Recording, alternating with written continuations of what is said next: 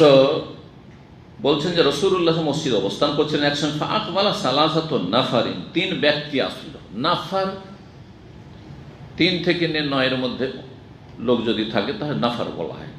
এই জন্য এখানে 3 ব্যক্তি কথা রয়েছে, নাফার 3 ব্যক্তি, মানে নাফারুন মানে কয়েক ব্যক্তি, আসলে সেটা 3 থেকে 9 মধ্যে হইতে পারে, কিন্তু সালাসাতু নাফারুন না, সালাসাতু আশখাস, 3 ব্যক্তি আসলেন।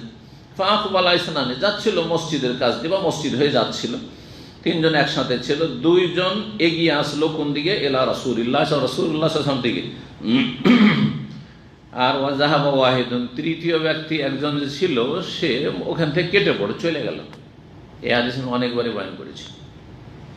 ফাআম্মা আহাদুহুমা ফারা ফুরজাতান, তাদের এই যে 2 জন এগিয়ে আসলো মসজিদে নবী বসে আছেন নবী সাল্লাল্লাহু আলাইহি ওয়াসাল্লাম, তার মানে সাহাবীরা আরো বসে আছেন, দিনের কথা এরকম শিক্ষা হচ্ছে, আর জায়গায় জায়গায় কোথাও খালি আছে, কোথাও ফুল হয়ে আছে, এরকম হয়ে আছে। তো একজন লোক এসে ফুরজাতান, সেই ব্যক্তি এক জায়গায় খালি দেখলো, যে জায়গাটা খালি আছে, জায়গাটা যেমন খালি আছে ওই জায়গা খালি আছে, খালি জায়গা দেখলো। ফাজালাসা, সেখানে খালি জায়গা দেখে বসে গেল।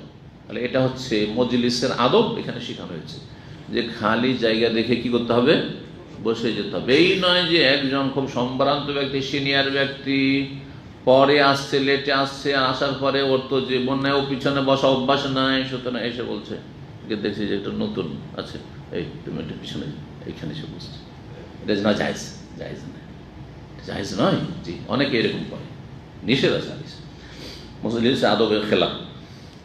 তারপরে মজলিসের আদবের খেলাফ হচ্ছে যে সামনের দিকে জায়গা আছে, একটু জায়গা আছে, তো এখন সামনের দিকে যাওয়ার রাস্তা দিচ্ছে না, তখন সবার কাঁধের ওপর দিয়ে ডিঙে ডিঙে যাচ্ছে, একটু সরেন, একটু সরেন, সরাচ্ছে লোকজন, এরকম করছে আর যাচ্ছে, ওটাও জায়েজ নয়, এটাও ঠিক না, মজলিসের আদবের খেলাফ।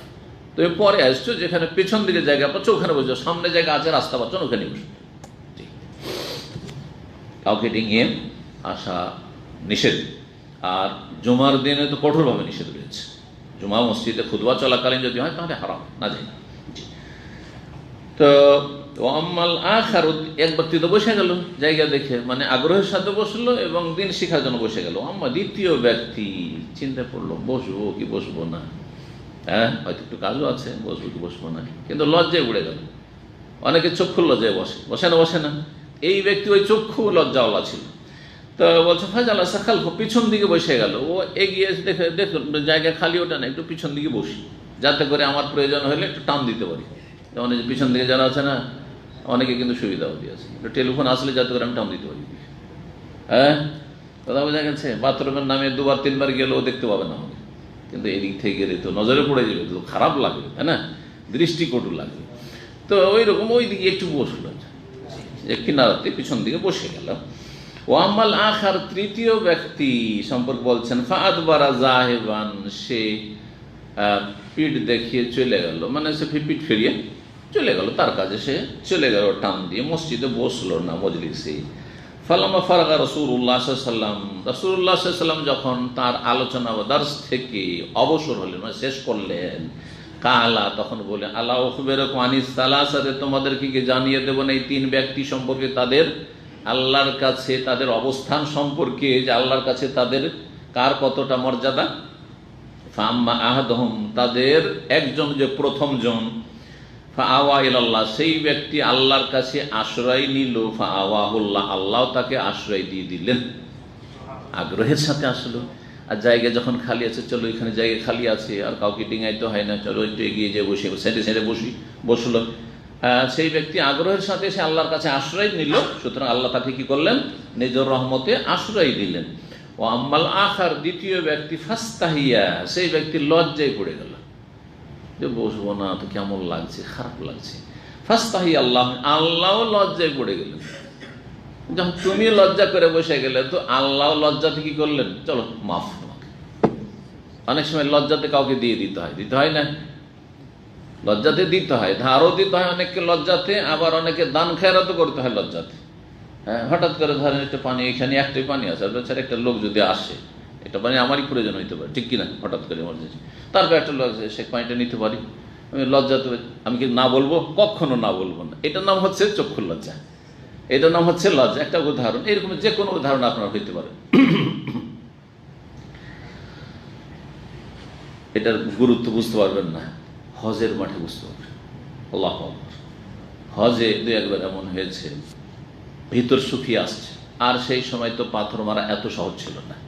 সেই 1990 থেকে শুরু করে ইতিহাস বয়ান করেছি কয়েকটা হজে, একটা হজে তো মনে হচ্ছে মরমর অবস্থা, আর ওই 2-4 মিনিট পানি না পেলে শেষ, খালাস, তখন এই দুনিয়া থেকে বিদায়। এমন মানে ধাক্কাধাক্কি হয়েছে আর বের হওয়া যায় না। তখন এই এক রাস্তা দিয়ে পাথর মারতে যা আর এক রাস্তা দিয়ে ফিরে আসে এরকম ছিল না, ওই রাস্তা দিয়ে ফিরে আসছে, যার ফলে এমন সংঘর্ষ হয়ে যেত। আল্লাহ হেফাজত করে। আল্লাহু আকবার। দুর্ঘটনা খুব বেশি হয়তো পাথর মারতে এসে।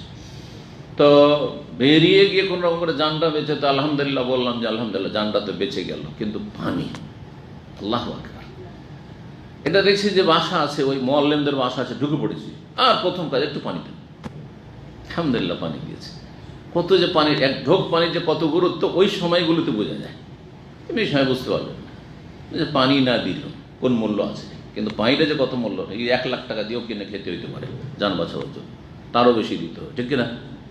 পুরো রাজত্ব রাজা দিয়ে দিবে, ও বাঁচবে না, ও রাজত্ব সামলাবে, রাজত্ব চলে যায়, কিন্তু আমি জানতো আছে, তাই না? জি, আল্লাহু আকবার। তো দ্বিতীয় ব্যক্তি লজ্জায় পড়ে গেল, আল্লাহ লজ্জায় তাকে মাফ করে দিলেন, মানে আল্লাহ মাফ করে দিলেন, তাকে ফজিলত দিলেন। ও আম্মাল আখার, তৃতীয় ব্যক্তি যে ছিল, ফাআরাদা, সে এড়িয়ে গেল, বিমুখ হয়ে গেল, ফিরে চলে গেল। ফাআরাদা, আল্লাহ তার থেকে বিমুখ হয়ে গেলেন। তো এই হাদিস থেকে কি বোঝা গেল?